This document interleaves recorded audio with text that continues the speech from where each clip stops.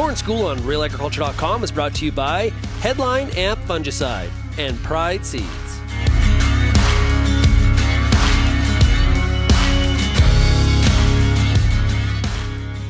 Bernard Tobin back on the Corn School today, joined by Rob Miller from BASF.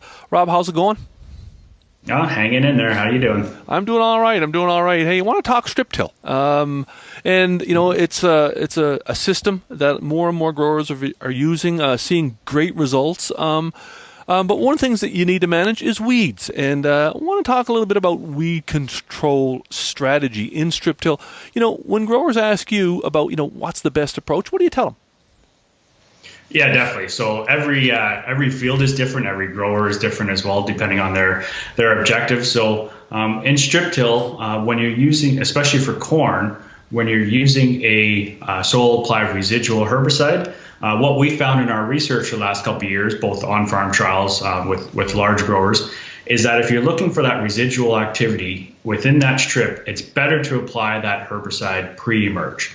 Because what we found is some people would go in there pre-plant, the unit would go in there and the coulters would actually push that soil out from the base of the corn row, and it would actually, the herbicide would go with that soil and move with that soil, so we'd actually get more weeds right along that strip, right along where the corn is emerging, competing with the crop, and that can really affect the critical weed-free period in corn, which is anywhere from pre-emerge up to the 7 or 8 leaf stage. So if you are looking at getting some residual activity from within that strip, that's where we recommend going in pre-emerge.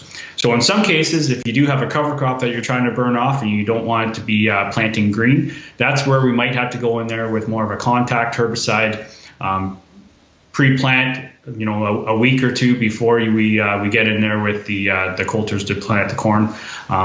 And then go in there pre-emerge again to control that and provide that residual activity up until canopy closure. Rob, some growers will do strips in the fall. Some will do spring strips. Any difference there from a weed control strategy and basically how you're managing your chemical?